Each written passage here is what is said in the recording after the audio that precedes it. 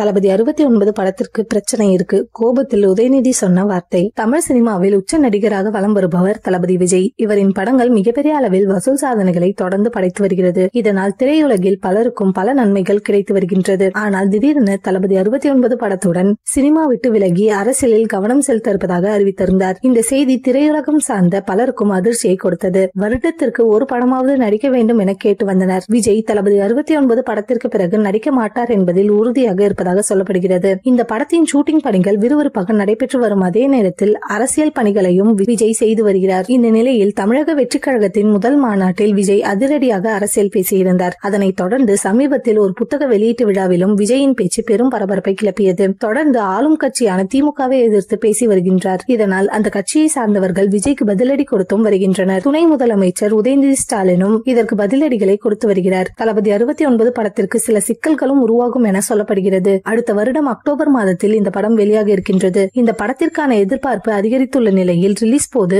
சில சிக்கல்களும் சந்திக்க நேரிடும் என கோலிவுட் தரப்பினர் கூறுகின்றனர். இந்த தடைகளை எல்லாம் உடைத்து விஜய் படம் ரிலீஸ் ஆகும் என ரசிகர்கள் உறுதியாக நம்பி வருகின்றனர்.